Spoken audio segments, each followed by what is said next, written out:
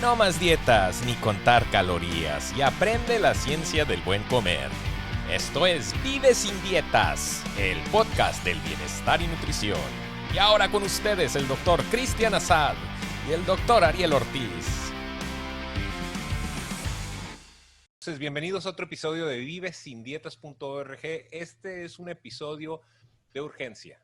No es de emergencia, es de urgencia, porque urge poner las cosas en una perspectiva un poco más entendible para la comunidad que nos escucha, pero vamos comenzando con la situación alarmante que estamos viviendo hoy en día. Y yo creo que tú lo estás viviendo ahorita en McAllen y de ahí podemos empezar, ¿no? Cristian, quiero que presentes, por favor, a nuestros invitados de honor, porque es un honor tenerlos aquí en el programa, y el tópico de lo que vamos a hablar. Quiero que entienda la gente que Monterrey y McAllen básicamente son vecinos. Estamos viviendo, creo que, una situación muy similar, muy semejante, y es importante escuchar aquí lo que estamos viendo, lo que están haciendo ustedes y la cosa alarmante que está sucediendo en las últimas 2 semanas. Buenas, Ariel y doctor Vallejo, Cristian. Miren, la realidad es que el sistema de salud mexicano, como ustedes saben, es bastante frágil y ha tenido un rezago de inversión, de estrategia, de falta de competencia. Entonces, eso lo que hace es que cualquier estrés pequeño al sistema lo pone en crisis. En el estado de Nuevo León estamos teniendo hoy 700 casos por día. 700 casos por día, pues puede no ser mucho, depende de dónde esté. Ha creado una situación francamente caótica. Nuevo León ahorita tiene una capacidad hospitalaria para pacientes COVID en todo el estado. Estamos hablando de una población de 5.5 millones de habitantes. No hay más de 1,400 camas para esos pacientes. Y podemos abrirlo un poquito más, un poco menos, depende. Los hospitales públicos y privados han hecho un esfuerzo de aumentar la capacidad, pero hoy los números públicos nos pueden decir que estamos en una capacidad entre 70 y 75%, pero la realidad es que con esa capacidad las instituciones hospitalarias están saturadas, no pueden funcionar porque la severidad de la enfermedad que estamos viendo, la necesidad de medicamentos, el personal que se necesita, el trabajo en cuidados intensivos, es algo nunca visto. Entonces, tienes hospitales pequeños del sector público o del sector privado que quieren tratar de atender una población que nunca se han enfrentado en unos números masivos. No funciona. Hoy hay una estadística que se les puedo compartir. Estos son datos públicos de México, en donde hemos visto cómo si comparamos la mortalidad hospitalaria hace una semana versus hace 2 meses, la mortalidad hospitalaria de México en total ha aumentado prácticamente un 30%. Y si nos echamos un clavado a ver la mortalidad hospitalaria de acuerdo al sector de salud, vemos que, por ejemplo, el Seguro Social, que es el proveedor de salud más grande del país, 4 de cada 10 pacientes que son internados fallecen en el periodo hospitalario.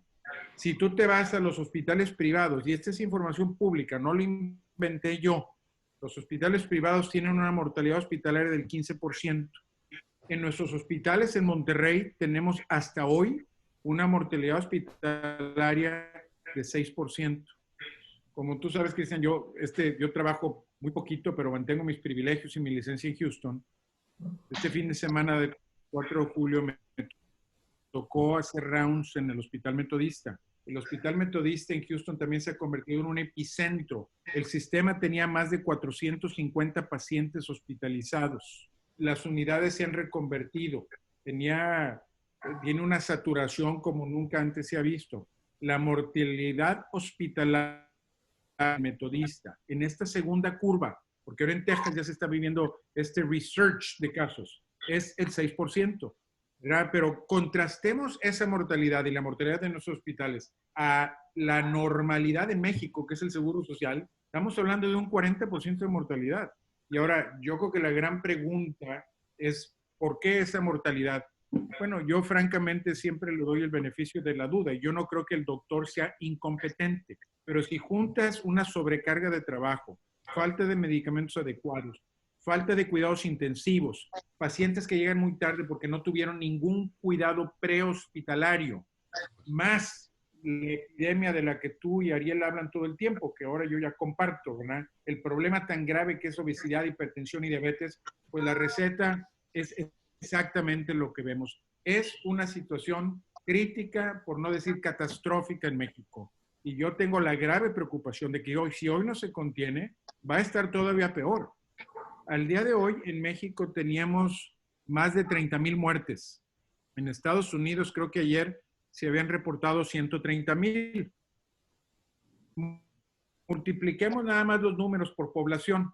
La población americana versus mexicana, pues un múltiplo de 3. México estaría más o menos como unas 90,000 muertes.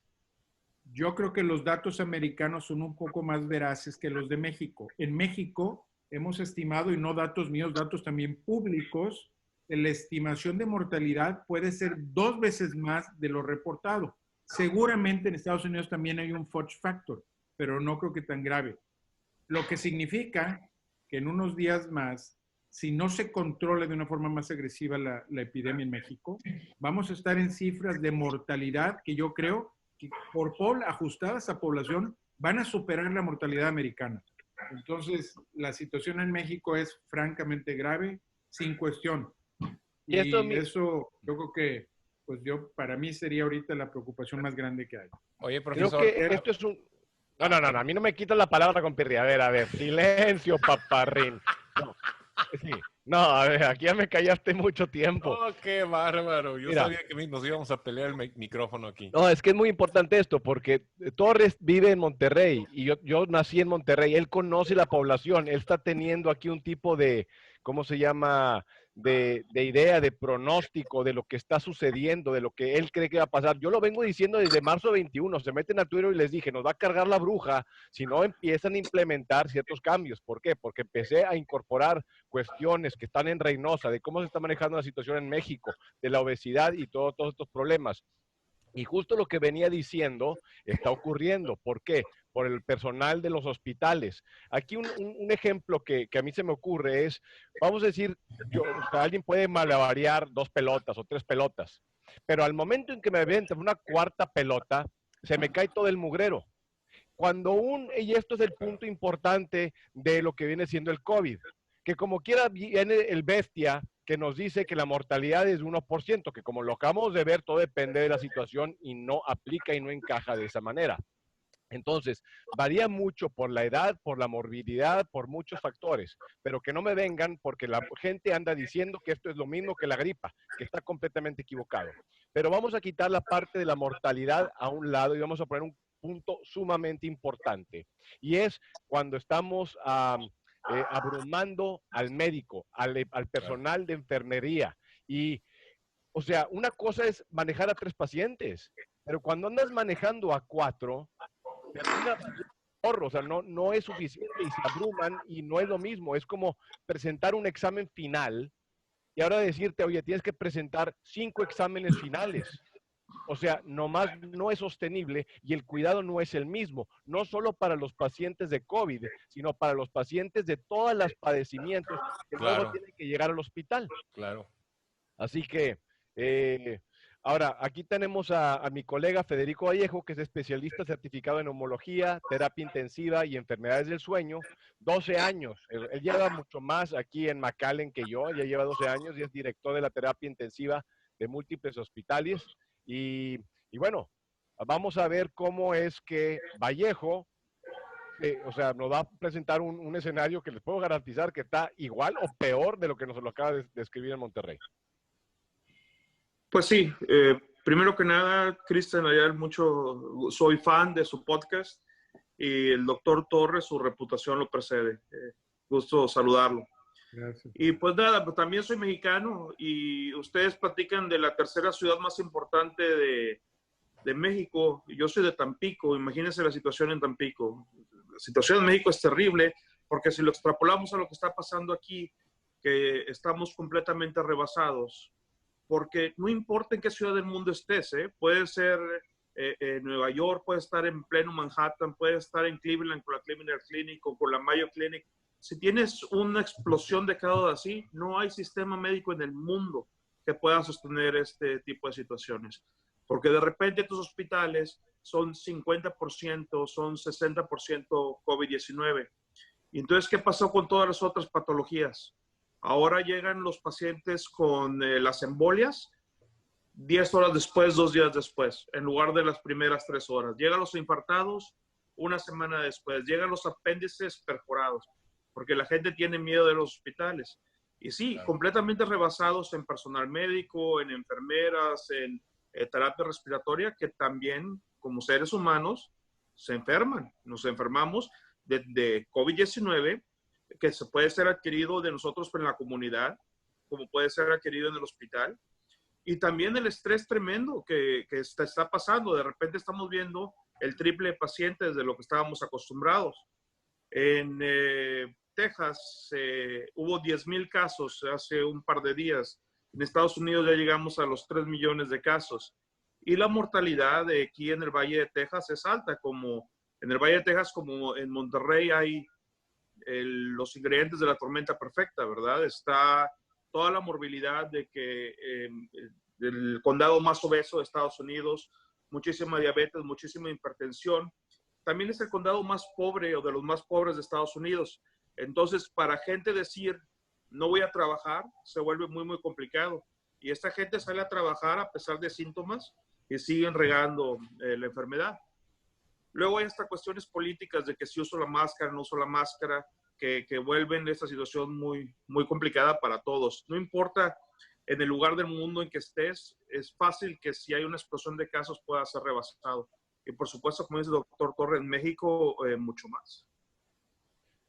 A ver, una cosa ahorita que estás hablando de las máscaras y de nuestros bestias queridos que nos escuchan.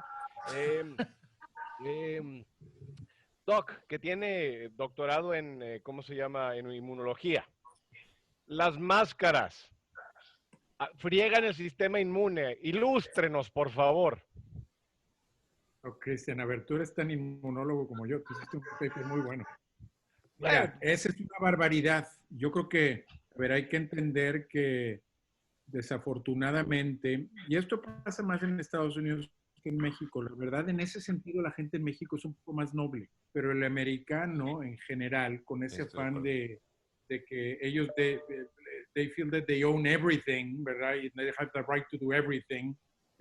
Crean con ese sentido de hay un grupo muy libertario y creen que le exijas una máscara y le atenta a su libertad, y atentar a la libertad, luego le vas a quitar su casa y le vas a hacer que no tenga su pistola. Entonces, toda esta dinámica, realmente ese no es un problema en México, pero es un grave problema americano. Y este resurgimiento de casos, yo creo que es el resultado parcial de eso. Es mucha gente de no creer la realidad de la enfermedad, este afán que es muy trumpiano, ¿verdad?, en contra de la ciencia y en contra del bien común, ¿verdad?, prevaleciendo la autonomía o el individualismo, pues ha creado esa, a ver, a lo mejor en el resto del país, en Estados Unidos, no hay una tormenta perfecta por obesidad y diabetes, pero en Estados Unidos esta conducta libertaria definitivamente que ha sido un contribuyente muy importante a los números. A ver, no hay ningún otro país que tenga la conducta que tiene Estados Unidos, y el número de casos es apabullante. Ayer hubo 60,000 casos en Estados Unidos. A ver, en México documentados desde que empezó la pandemia hay 230. 230,000. Ahora, no hacemos suficientes pruebas. En ese sentido, Trump pues, no está tan mal, ¿verdad? Claro que hay más casos porque hay más pruebas. That's not the point para entender la problemática. Pero 60,000 en un día es una barbaridad. Y olvidémonos del positivity ratio, ¿verdad? Que todo el mundo habla. Es una grave problemática. Ahorita estaba viendo una entrevista y condados donde tienen ya un positivity ratio de 30%, claro, que es lo que hoy tenemos en Nuevo León, ¿verdad? Entonces, la realidad es que esa conducta de no asumir responsabilidad individual, en donde si tú no lo asumes estás afectando a tus compañeros, a tu papá, a la abuelita, al tío, es una barbaridad. El cubrebocas es una de las mejores estrategias para evitar que mi saliva no infecte a Ariel. Así de sencillo. Así Y la de sencillo. distancia, obviamente. Y uno como cirujano tiene esa lógica, ¿no? Entonces, ¿yo por qué llevo 25 años de cirujano y me pongo un cubreboca?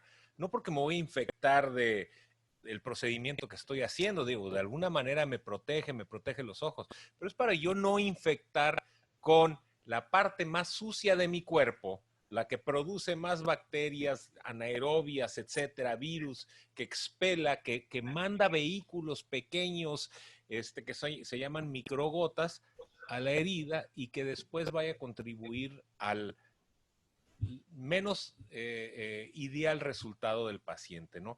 Ahorita explicaba el profesor que 60,000 casos ayer. Pues eso es como decir, y esto es muy importante que lo escuchen bien, es como decir, yo vi 6 peces brincar en el mar de tal manera que solo hay 6 peces en el mar. Eso es lo que estamos haciendo, estamos viendo a los que les hicimos pruebas, pero ¿realmente sabemos cuántos hay infectados? Entonces, la tasa de infectados, digo, ojalá pudiera ser que todos nos infectáramos, que no hubiera casos graves, que la gente no terminara en los hospitales, pero estamos haciendo hincapié en una situación.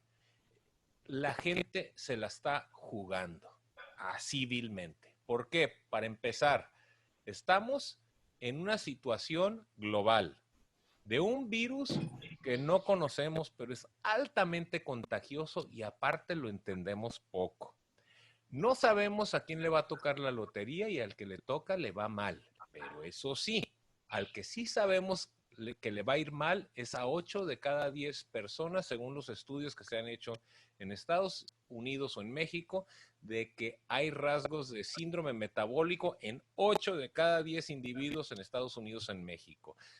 Más de 50% de la población en Estados Unidos tiene prediabetes o diabetes, y siempre lo he dicho, prediabetes es como decir, mamá, estoy media embarazada.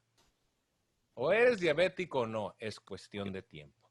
La patología cardíaca, ya nos platicaba Cristian, que él no puede creer que la gente que le está llegando y las edades que les están llegando a hacer cardiología intervencionista. Entonces, nos la estamos jugando. ¿Por qué? Porque estamos ante un enemigo que no podemos ver y como no conocemos a nadie que se ha muerto, bueno, pues entonces con toda seguridad no va a pasar nada. Ahorita yo estoy viviendo, les platicaba, en el hospital, en donde me llegan enfermeros de otros lugares y no los puedo aceptar.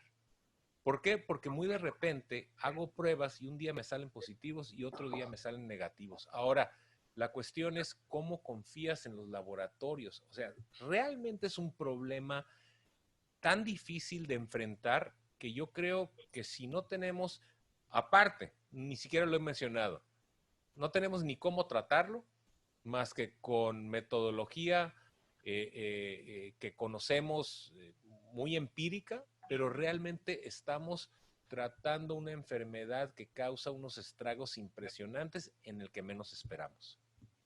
Bueno, me lleva a un buen punto ahorita de todas las cosas que escuchamos. Yo creo que sería interesante mencionarle al público, porque yo creo que en tanto en el habla hispana en Estados Unidos como en México, tienden a tener las mismas cosas y nos empiezan a preguntar de hacer gárgaras con vinagre y con limón y sal. No estoy jugando. Yo sé. Amigos míos, cabrón, me andan preguntando que si las gárgaras andan jalando. Le digo, en la madre, güey. No, pues con tequila. No salió el colega tuyo quemando el coronavirus para el pelo en la nariz, un otorrino de ahí mejor ni decimos de dónde. No sé de dónde, pero es más, entonces vamos a quitar estos mitos y jaladas, como les digo, cosas que no sirven. Así que, Doc, Federico, si quieren, échense una y una, porque yo ya las dije, nada más que yo las digo, ya no me creen. Entonces, tal vez si viene de alguien más, lo puedan considerar como una cosa. A ver, empiecen, por favor. Federico. Empezamos con los mitos. Pero déjame hacer un comentario rapidito antes. Estaba pensando el otro día de cuando me llegó el momento de decidir qué carrera iba a hacer, ¿no? De especialidad. Y si hubiera sabido que iba a haber una pandemia, ¿verdad? En plena carrera mía de especialidad, hubiera escogido cardiología o una cosa más. Cálmate, compirri, también te he expuesto. Pues así has de estar trabajando, ¿verdad? Noche y día. Bueno, pero mitos, hay muchísimos. Dióxido de cloro, esa es una que recientemente he estado recibiendo. Dióxido de cloro, totalmente es un mito. Las gárgaras, con limón, con Listerine, totalmente es un mito. El quémalo, que se hizo famoso, hasta hay un meme. Ese no lo conozco. ¿Qué es eso? Un otorrino en México salió demostrando con la secadora de pelo, poniéndole en la nariz para quemar el coronavirus. Eso totalmente pasó. Por lo pronto esas tres, dame un segundito y pienso en más. A ver, Doc, allá supongo que ha escuchado otras cosas. Oye, no, por supuesto. Bueno, hay un grupo en México que se han convertido promotores de la ivermectina. La ivermectina es un antiparasitario que se utiliza, obviamente, y está aprobado FDA en Estados y en México para ciertas enfermedades de parásitos, como estrongiloides y aparentemente para scabies y hay otras condiciones. Aparentemente, hay un paper que yo lo revisé un summary del paper, no revisé el paper, no lo encontré. Pero hay un paper que dice que, como muchos compuestos in vitro, tiene cierta actividad contra el SARS-CoV-2, pero necesita concentraciones altísimas, como muchos otros compuestos que han tenido actividad que obviamente luego no funcionan, obviamente. Pero esta gente en México la ha promovido como un acto de fe para la gente. Y no nada más en México, en muchos lugares en América Latina, en Perú, en Colombia, en Nicaragua. Entonces, hay hoy, y yo creo que es un gran mito, la perspectiva de que si no promovemos ivermectina, es más, a mí me acosaron literalmente en México de que deberíamos estar dando ivermectina, que si no la dábamos, teníamos un complot con las farmacéuticas, que el único objetivo que querían era ganar dinero y que Gates lo único que quiere es hacerse más rico con las vacunas y por eso él soltó el virus. O sea, este tipo de conspiracy theory es la aberración más increíble que yo este asunto Pero este grupo mexicano... Perdón, Federico. Es que lo de ivermectina me llegó, porque me están atacando a mí diario con este asunto de la ivermectina también. Y es llamada tras llamada porque Brasil creó sus paquetes para pacientes con ivermectina y citromicina. En unos países en el sur de México se inventaron esos paquetes con ivermectina, citromicina y paracetamol y dele para adelante. Y como usted, no hay ninguna evidencia. Y es muy preocupante cuando dejamos de hacer medicina basada en evidencia, cuando lo hacemos por la desesperación de la situación, porque estamos viendo que gente está muriendo y a veces entiendo, la desesperación te lleva, bueno, ¿y ahora qué? Porque por lo mismo salió el mito de la hidroxicloroquina, que todavía se ha vuelto un problema político y que también hay gente que lo quiere empujar. Así salió al principio, se recuerdan que hay que intubar rápido y que se demostró que al contrario, que es un peligro grandísimo. Al principio salió de que los esteroides no funcionaban, cuando es de las pocas cosas que sabemos que ayudan un poco en la mortalidad, pero es una situación donde de repente nosotros que nos enseñaron a rajatabla a hacer medicina basada en evidencia, que existe una desesperación en doctores en todos lados para tratar de ayudar por esta enfermedad que es tan tremenda y que está acabando con muchas vidas. Pero nosotros tenemos que seguir montados en nuestro burro donde lo correcto es lo que nos dice la ciencia. No necesariamente esperar los estudios multicéntricos, randomizados, controlados, porque todo se va a tardar años, pero aplicar la lógica de lo que sabemos y first do not harm, ¿no? Primero no hacer daño. Sabemos que la hidroxicloroquina combinada con otros medicamentos puede ser hasta mortal. Sabemos que la ivermectina a dosis altas también puede ser peligrosa. Entonces, y vienen estudios, poco a poco están empezando a salir más y más estudios que nos van a definir muchas cosas. Pero sí hay mucho peligro, no nada más de la ignorancia de la gente, de la ignorancia de los colegas y también de la desesperación de los colegas tratando de empujar tratamientos que no están definidos que ayudan, pero que por alguna situación de una anécdota de un tipo que lo hizo en Israel o lo hizo en la India, ahora lo estamos haciendo acá, ¿verdad? Creo que eso es muy importante lo que acaba de decir de nuestros colegas y creo que eso es una de las grandes cosas por cual la gente está tan confundida, porque tienes a unos colegas rebuznando unas cosas mientras otros están diciendo lo que viene siendo la verdad. Entonces, si agarramos un porcentaje y decimos, me voy a ir así un average, vamos a decir, 90% le va bien, 10% le va medio mal y 5% acaba hospitalizado grave. Pero bueno, entonces luego tenemos al colega que dice, yo curo a 90% de mis pacientes con COVID en la clínica. Pues yo también, yo les puedo garantizar que si yo les aviento agua bendita a 100% de los pacientes con COVID-19, 90% se van a curar y les voy a vender el agua bendita con paracetamol. Claro. O sea, hay y se las cobras, cara. Claro, como debe de ser, como buen brujo. Entonces, hay que entender esos conceptos, que no los engañen, porque básicamente es como, o sea, 90% va a estar bien, o vamos a decir 93 o 94%. 7% no va a estar, bueno, pues no puedo curar a todos, pues claro que no. Es el incentivo económico, es el incentivo de la fama, es el incentivo de presentar la primer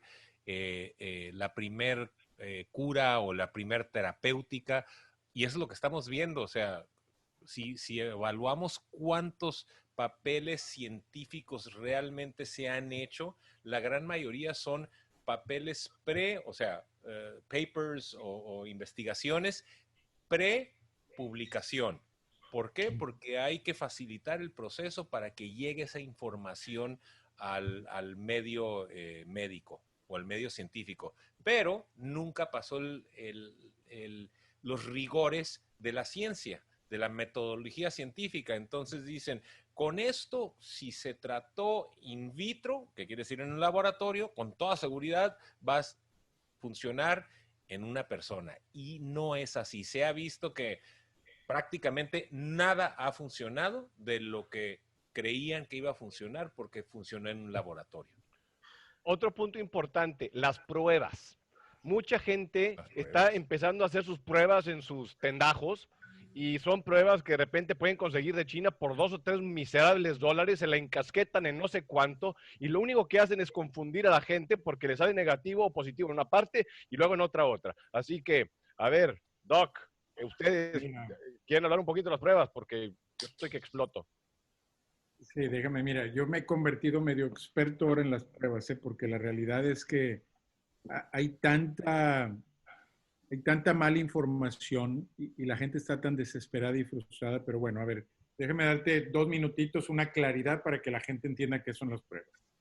Hay pruebas que detectan el virus. La gran mayoría de esas pruebas son pruebas moleculares complejas que se tienen que hacer en laboratorios. Esa es la prueba que a la gente le meten un hisopo hasta atrás de la nariz, le toman una muestra de la garganta. Esa prueba molecular no está estandarizada. Hay muchas metodologías, que es un poquito lo que decía Ariel. Y hay diferentes métodos que dan diferente sensibilidad y especificidad. Y esa es un poquito la prueba. ¿Qué significa eso? Cuando un individuo se infecta, puede tener o 10 copias del virus, o 1000 copias del virus, o 100,000. Hay pruebas que detectan 5 copias. Hay otras pruebas que necesitan detectar más de 100. Entonces, la metodología es muy importante, pero en general, cuando queremos detectar a una persona infectada, capaz de contagiar a otro, que es bien importante, necesitas una prueba molecular. Hoy, con la prevalencia de la enfermedad tan alta, yo les diría, si en McAllen tienes un paciente con una neumonía bilateral, con fiebre, no necesitas la prueba para tratarlo, ¿verdad? La prueba te confirma y te ayuda, pero ese paciente, la prueba, su pretest probability es tan alta que si la prueba me dice que no, no le voy a creer la prueba. Entonces, la prueba hoy, yo les diría, el valor más importante es para lo que se llama el contact tracing.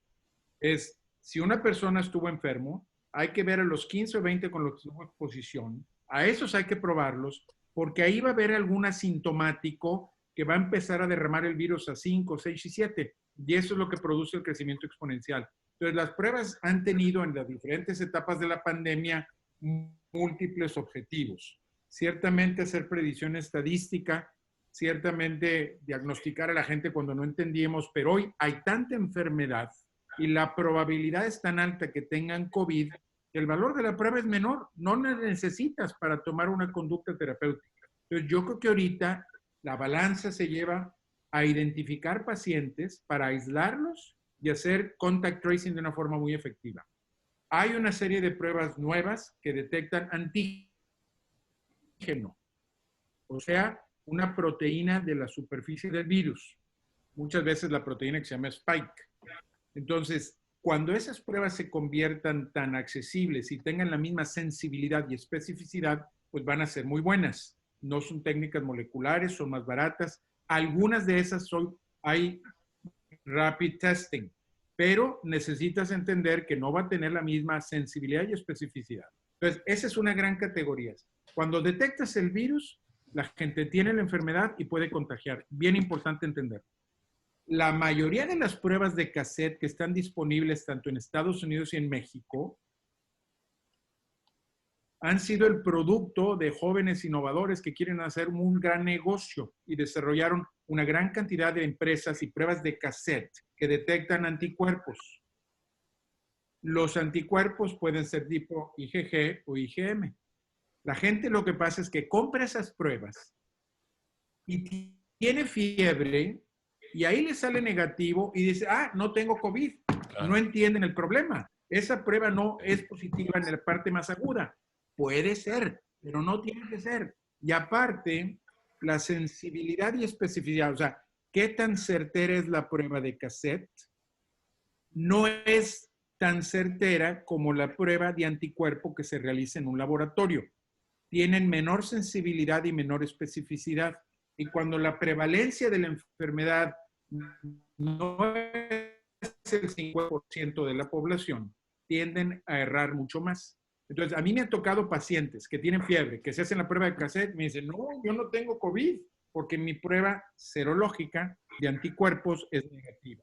Entonces, las pruebas de cassette serológicas, que la gente también las conoce como de inmunidad o de anticuerpos, no detectan la enfermedad. Más bien hay que interpretarlas que detectan a alguien que fue expuesto al virus en forma asintomática o con enfermedad. No te ayudan a aislar a una persona, porque típicamente cuando estas ya son positivas, esa persona típicamente ya no infecta a otros. Entonces yo creo que hay que hacer la diferencia. Las pruebas que detectan el virus te dicen que tienes la enfermedad activa, no tenga síntomas, la capacidad de infectar a otros. Y las pruebas de inmunidad serológicas o de anticuerpos identifican a quién ya fue expuesto con anterioridad y la mayoría creemos que aunque no es una garantía, tienes menos riesgo si tienes anticuerpos a que si no los tienes, a volver a tener una recurrencia. Yo creo que ya a lo mejor me extendí, pero espero que haya quedado excelente. Nomás una cosa, Federico, yo te la paso a ti porque tú vas a confirmar lo que estoy diciendo. Yo he tenido estos pacientes en el hospital, porque trabajamos en los mismos hospitales, que dices, a ver, it looks like a duck, it quacks like a duck, it's a duck. O sea, no me vengas, pero la prueba viene PCR o el quick PCR y viene negativa. Me vale madre. O sea, no es factible. Tiene leucopenia, tiene trombocitopenia, tiene fiebre, tiene infiltrados. O sea, no es lo que está diciendo el doctor Torre. O sea, yo aquí no confío y aquí es lo que pasa, que luego la gente se enoja. No es cierto, él es negativo y ahora estás diciendo que es positivo porque quieres cobrar más. Espérame, mijo. O sea, aquí nadie está cobrando más. De hecho, nos pagan igual y hasta le perdemos lana. Entonces, estas cosas, no, pues sí, güey, o sea, que no me vengan con esa cosa. Y ahorita Federico, que es él sí está expuesto mucho más que yo, a él sí, agárrate. Y, o sea, si viene y tienes estas cosas, los tienes que agarrar de una manera. ¿O cómo ves tú el panorama acá? Sí, no, el asunto con el PCR que lo que detectas es el nucleótido del virus. Hay factores que pueden hacer que salga un falso negativo desde la misma toma de la muestra. Y como dices, si es walk like a dog, talk like a dog, vamos a tratarlo como si fuera. Aún así, aunque sepamos que tiene todas las características, yo creo que por cuestiones de contabilización epidemiológica es importante saber si en verdad tienen o no tienen el virus. Pero regresando al tema de la prueba de anticuerpos, que para que la gente lo entienda, mucha gente lo hace con el pinchazo del dedo, con la gotita de sangre. El problema es que hay mucha gente que está confiando porque salen negativos de que no tienen el coronavirus. Y otra vez, esto no detecta si tienes el virus, detecta si tienes anticuerpos contra el virus. Y hay muchos factores que aquí son importantes. Por ejemplo, el IgM no lo va a hacer hasta el 5º o el 7º día. El IgG no lo va a hacer hasta después del 7º o el 10 días. Y luego los valores empiezan a caer. Y luego sale un estudio de España reciente donde un porcentaje muy pequeño de la población, después de haber estado infectado, hizo anticuerpos contra el coronavirus. Entonces, es una situación donde hasta se me hace irresponsable. Yo no entiendo la situación clínica en este momento que me digan, necesito hacer un examen de sangre para ver anticuerpos en esta persona. Esto para mí es meramente un asunto comercial donde unos tiburones están sacando dinero nada más, porque no le encuentro un beneficio clínico en este momento para una producción masiva de estas pruebas para ver si tienes anticuerpos cuando puede ser un falso negativo y estar esparciendo la enfermedad por todos lados. ¿No? Oye, Y ahora, algo que me llama la atención es que es como la tormenta perfecta. Entonces la gente compra algo barato y dicen, me voy a hacer una prueba. Y entonces se buscan anticuerpos. Para empezar, que no detecta si estás infectado o no, no hay virus, o sea, no sabes si realmente traes el virus. Me salió negativa y aparte, la prueba es tan chafa que realmente no detecta con esa sensibilidad o con esa seguridad. Y ahí van a infectar gente a donde vayan, con mucha seguridad. Pero entonces, por otro lado, te vas a un laboratorio y dices, me voy a hacer la prueba PCR. Ok, te haces la mera. Pero en ese inter, de todos modos tiene que haber la conciencia de que tienes 48 horas para estar encerrado y no tener contacto con nadie si tienes sospecha. Y mucha gente no lo hace.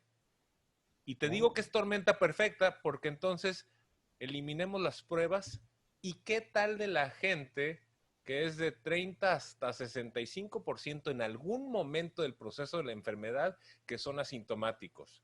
Que a pesar de que podamos tener pruebas o no, no sepan que están asintomáticos o las pruebas no lo detecten y andan pasando el virus por todas partes. O sea, para mí esta es la tormenta perfecta. sí, y una cosa que dijo Federico muy importante, por ejemplo, tienes aquí a la gente, tienes aquí a los genios intelectuales que andan haciendo sus fiestas COVID, o sea, vamos a ver quién se infecta, y el que se infecte le vamos a dar un premio, bola de bestias, o sea, no sé, o sea, y luego lo que pasa es que según ellos quieren lograr la inmunidad de rebaño. Pero si hay algo que nos asustó un poquito con este estudio que acaba de poner Federico de Lancet, en donde tienes una población en España y solamente el 5% tenían los anticuerpos en la torre. O sea, en realidad no sabemos todavía si esa inmunidad va a aguantar, pero ahí tienes un papel que te dice que tu inmunidad de rebaño bailó coco. O sea, no podemos bet our money on that. O sea, y si hay algo que tenemos ahorita para prevenir mientras aprendemos más sobre esto es tápense la boca por el amor de Dios y hagan social distancing, o sea, un poquito de distanciamiento social para los que no me entendieron. Es que ahí, Cristian, estás dando en el clavo, o sea, no hay una solución a este problema porque, como lo mencionaron, no hay un tratamiento hasta la fecha para el virus. La vacuna también es una gran interrogante. No sabemos qué tan efectiva va a ser. Entonces, el momento lo que pide es que te quedes en casa. Pero sabemos que en McAllen, que es un condado pobre en México, que la gente o sale o se muere de hambre. Entonces son las máscaras. Las máscaras han probado ser eficaces en muchos países donde se les permitió, cuando se reabre la economía, salir a trabajar, salir a convivir, pero usando las máscaras y mantener el distanciamiento lo más posible. esto es nuestro nuevo estilo de vida, es lo que queda de aquí para adelante en lo que tengamos una vacuna o algún tratamiento que sea más efectivo contra esta enfermedad. Y ahí viene la gripa, ahí viene el flu season. O sea, más les vale a la gente que vayan entendiendo y que no se enojen cuando uno como médico les dice, máscaras, no es porque los queremos molestar, O es porque están porque muy es lo que, feos, ¿no? pues también además algunos, ¿verdad? Que es dos pájaros de un tiro. Pero entonces es porque si no podemos, es una manera de darle chance al hospital de que se Claro. apacigüe la tormenta para poder tratar. Ahora, nos quedan unos 8 minutitos. ¿Algún otro concepto? Yo creo que uno muy importante que nos hacen mucho. ¿Qué opinan ustedes, le doy rápido la mía, del regreso a clases? Hijo de su Bueno, madre. espera. Ese está muy cañón, ¿verdad? Yo creo, o sea, mi opinión es que esto se tiene, así como se tratan pacientes con Espérate, tú diferentes no opines. condiciones. Tú no eres ¡Silencio! experto. Mira, ahorita me van a corregir mis colegas y no. Cada Me va a dar condado pena. o cada estado o cada ciudad es algo individual, es algo diferente. No se puede tratar de la... Ahorita en McAllen, con este spike que tenemos, pues es una situación muy distinta a lo que puede ser en Wyoming o en North Carolina o no sé dónde. O sea, creo que no hay una respuesta correcta. Todo el mundo la anda preguntando. Yo no la sé. No sé si ustedes aquí tengan alguna sugerencia. Doc. Mira, sí, a ver, yo creo que la normalidad de vida tiene que ser una nueva forma. Yo creo que después de que pase el surge de los casos, tenemos que aprender que hay que acostumbrarse a vivir de una forma diferente. Y dependiendo de la necesidad y el riesgo del sector, vas a tener que aprender a aceptar cierto riesgo. Francamente, si la gente usa cubrebocas, si mantiene cierta distancia, evitas estar en lugares cerrados y confinados, el riesgo es bajo. Y el riesgo puede ser bajo en menores poblaciones de riesgo también. Entonces, aquí el balance va a ser actividad escolar elementaria, en donde la gente utiliza la escuela para poder reincorporarse a la economía, es un tema muy importante. Entonces, la pregunta es si la gente va a tener la madurez y la capacidad y la disciplina para vivir con una nueva normalidad. Pues yo sí creo que hay que buscar, después de que pase el pico de la pandemia, una nueva forma de convivir para que eso se pueda dar. Pero se va a dar igual en McAllen que en Phoenix o que en Maine, pues, o que en Iowa, pues no, definitivamente no. No hay una respuesta total. Entonces va a haber que ir aprendiendo en las diferentes zonas cómo hacerlo. Pero creo yo que sí hay que trabajar porque este tema no se nos va a concluir en 2021, porque no va a haber vacuna, ¿verdad? Ciertamente no va a haber vacuna antes de este año. Probablemente no va a estar disponible a la población en general hasta la segunda mitad del 2021. Y entonces tienes que aprender a vivir de alguna forma protegiéndote. Y yo creo que teniendo cuidados y asumiendo un poquito de riesgo en sectores en donde es indispensable el trabajo, pues podemos empezar a tener algo de normalidad. Ahora, en Monterrey, por ejemplo, ¿qué significa? En el TEC de Monterrey, como ustedes saben, el TEC tiene campus en prácticamente todo el país. Las diferentes zonas las estamos mapeando distinto. Lo que hemos dicho, el siguiente semestre va a haber educación y va a ser una combinación híbrida y presencial. Pero el TEC tiene esa facilidad. Son muchachos también son gente que tiene más capacidad de entender hacia la distancia. El problema es en elementary schools, ¿verdad? En donde, ¿cómo le haces para que los niños puedan hacerlo? Y es un poco más complejo y retador. Pero yo sí creo que va a haber que hacer un esfuerzo. ¿Cuándo es el momento? Pues depende en el momento que haya bajado la pandemia. Y hay que estar vigilante muy claro, pero sí vamos a tener que trabajar para que eso se dé. ¿Fede? Sí, completamente de acuerdo. Es totalmente dependiente del número de casos del condado, del distrito donde tú estés, porque también hay que ser realistas. El doctor Torres dijo algo que es muy claro, ¿verdad? ¿cómo convenzco a mi niña de 6 años que se deje la máscara, verdad? O que no se ponga al lado de los amiguitos. Es imposible para niños de cierta edad. Si existe la posibilidad de hacerlo a distancia, pues se tendrá que hacer a distancia. Y es totalmente dependiente del número de casos que haya por tu distrito. Y creo que esto es una cosa que la gente tiene un concepto erróneo que dice, es que los niños no pasan el virus. O sea, compadres, no es el caso. Entonces, aquí es lo que pasa que yo les digo, hice un TikTok de esto. O sea, tú mandas a un niño al colegio y te regresan un zombie a tu casa. El niño va a estar probablemente asintomático porque les va muy bien a los niños. Pero a mí lo que me preocupa, dependiendo del estado de la ciudad, es la gente, es los papás, que este niño se lo puede estar pasando a ellos y puede hacer un desastre. Entonces, por eso creo que es una situación muy delicada que va a necesitar una evaluación muy, muy importante de diferentes variables. Y yo creo que vamos a acabar con un punto muy importante que todos van a estar de acuerdo. Número 1, no tenemos tratamiento eficiente para esto, paparrines. O sea, no existe. Claro. No, o sea, no me importa si es el Plaquenil y viene el Orchid Study, o si quieren la ivermectina, o si quieren echar polvitos mágicos del que se inhaló no sé qué madres allá en Monterrey. Entonces, oye, y antes de, o sea, en ese mismo punto hay que decirles, para que no se confíen, porque cuando lleguen al hospital, tampoco hay un tratamiento. No es que van a llegar y les vamos a inyectar esteroide y te va a ir muy bien, o asteroides, como dicen los políticos en México. entonces, eso es importante, que entonces más les vale que hay que prevenir. Digo, yo que ando en pues, buena salud, va probablemente mejor que el 99% del valle, y como quiera me cuido con lo que, o sea, con todo. Entonces, vamos a los puntos.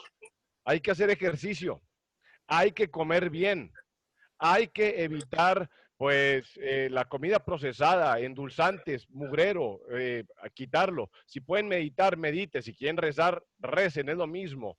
La otra cosa, el ayuno intermitente, o sea, todas estas cosas y factores, aunque no lo crean, hace una cosa muy interesante.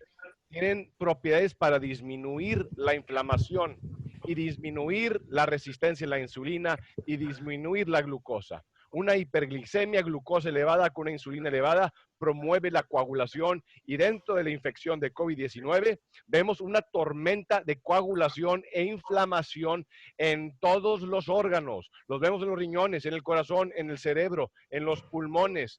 Por eso viene un daño multi-organ, o sea, multiorgánico, como se diga.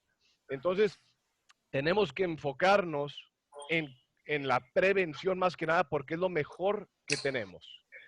Exactamente, es la enfermedad metabólica que todo el mundo medio ha escuchado. O sea, y si no saben nada de esto, pues váyanse a vivesindietas.org y ahí van a escuchar paso por paso mi queridísimo hermano en podcast hablando de estas enfermedades, pero es una enfermedad única y toda está patrocinada por un solo fenómeno, que es mucha insulina. ¿Y cómo cortas la insulina? Exactamente como dijo el doctor Assad, cambiando la manera en que te relacionas con la comida. Hay alimentos buenísimos y lo hemos dicho muchas veces. ¿Qué les parece si alguna vez a ustedes les dicen que la mejor manera de comer es comer un ribeye con mantequilla, con una ensalada, con mucho aceite de olivo, y se van a quedar, doctor, está jugando conmigo? No, hay maneras de comer que les van a quitar la inflamación. Entonces, esta situación de la enfermedad metabólica o síndrome metabólico es un estado proinflamatorio que sí está relacionado. 80% de los casos severos tienen algún matiz de esta enfermedad. Pero bueno, te toca hacer la despedida con nuestros invitados de honor. Pues yo prefiero que se despidan ellos. ¿Algún último punto para decirle bye bye al público conocedor? Adelante, Federico. Pues nada, gracias por invitarme y gracias por usar esta plataforma para seguir tratando de educar a la gente. Es COVID-19 una enfermedad que es tremenda. Otro mito es que no le pasa nada a los jóvenes. Estamos viendo jóvenes que se mueren. Estamos viendo atletas que se ponen muy, muy mal. Eso de que a los niños también ya estamos empezando a ver problemitas con los niños. Es muy raro, pero también hay eso. Entonces, al final, yo lo vengo diciendo desde hace mucho, todo se traduce en empatía, ¿verdad? Empatía con tu prójimo, con las demás personas. Si tú te pones la máscara, estás protegiendo no solo a la persona que tienes enfrente, pero a su mamá, a su abuelito, y así ellos te protegen a ti y a tu familia. Todo se traduce a ser un poquito más empáticos y más humanos con las demás personas. Doc, para cerrar con broche de oro. Pues mira, Cristian, yo creo que yo cerraría nada más con un comentario. Es muy importante que cada persona acepte la responsabilidad que tiene de evitar el contagio de los demás. Esa es una de las primeras estrategias que necesitamos para evitar la transmisión del virus. Y esto no es algo fácil, no es algo que la gente haya vivido anteriormente. Entonces yo creo que necesitamos continuar haciendo campañas de educación, hablar a la conciencia de la gente y entender que si no lo quieren hacer por ellos mismos, que lo hagan para proteger a sus hijos, a su mamá, a su papá, a la tía, porque es la única forma que vamos a poder controlar esta pandemia. Perfecto. Muy bien, muchas gracias por la invitación, Cristian. Hombre, un placer. Esperemos que le sirva aquí al público y podamos llegarle a muchísima gente. Y así que los que nos están escuchando, este podcast, compártanlo por el amor de Dios, porque si no los va a cargar la bruja a todos. Y quiere decir que les va a salvar la vida. Entonces, por favor, compártanlo a todas sus redes y recuerden, nos pueden visitar en vivesindietas.org. Les quiero agradecer a nuestros expertos hoy en día haber dado su tiempo, esta hora muy importante, porque pudieran estar salvando vidas, pero a lo mejor este podcast les pudiera salvar la vida a un ser querido. Gracias y hasta la próxima. Y esto fue tu podcast, Vive Sin Dietas.